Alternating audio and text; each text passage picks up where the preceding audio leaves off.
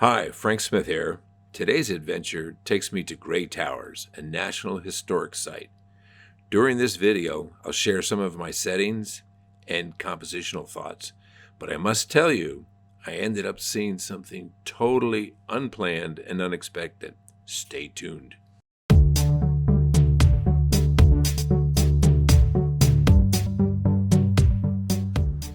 Today I'm at a place called Gray Towers. We're in Milford, Pennsylvania, and just an absolutely gorgeous architecture here. Apparently the estate of former Governor Pinchot. If you look over my shoulder, you can see some of the splendor of the main house. There's gardens, there's walkways, there's various pathways. Going to try to do some bracketing with the sky being what it is. We'll see how those results turn out. This image was taken on the front lawn, and I knew I'd have to pull some of the details out of the sky and also correct the perspective. And as you can see in this raw image, I also needed to desaturate that orange bench. Hopefully you'll agree that the final result worked much better.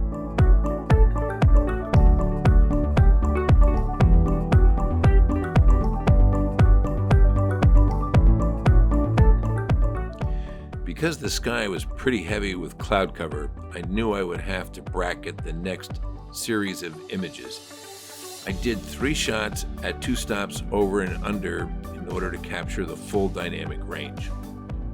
The next series of images are what is called the bait box. This was built as a playhouse for Gifford and Cornelia Pinchot's only child, Gifford Bryce Pinchot. It was named for the family's love of fishing. But I gotta tell you, I just absolutely love the architectural elements of this.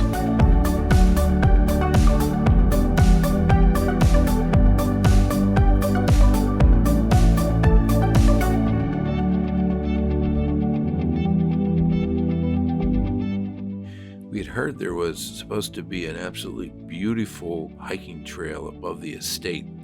As we ventured along, we saw what was left of the old water tower that supplied the estate. As we continued on the hike, we stumbled upon something that was absolutely amazing, and might I say, totally unexpected.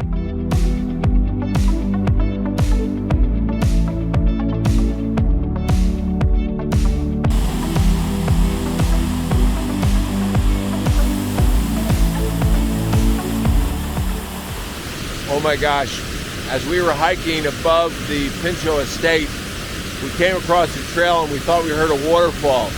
And behind me is one of the prettiest waterfalls I've ever seen.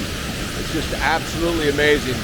Let's see if I can get a couple of shots for this. I'm going to try a couple with the camera's internal ND filter, and I'll try just a couple regular slow exposures. Let's give it a go.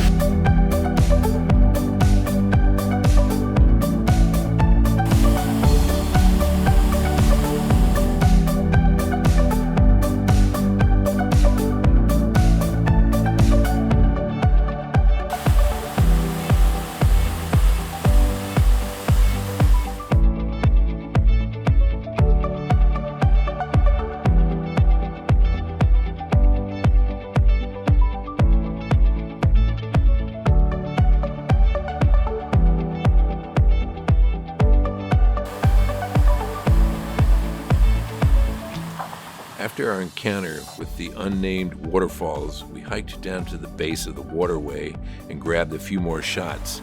The one suggestion I might leave you with is if you're going to consider going to this type of location, go in the off-season. I have found the lack of human element to be very photographically beneficial. However, you decide.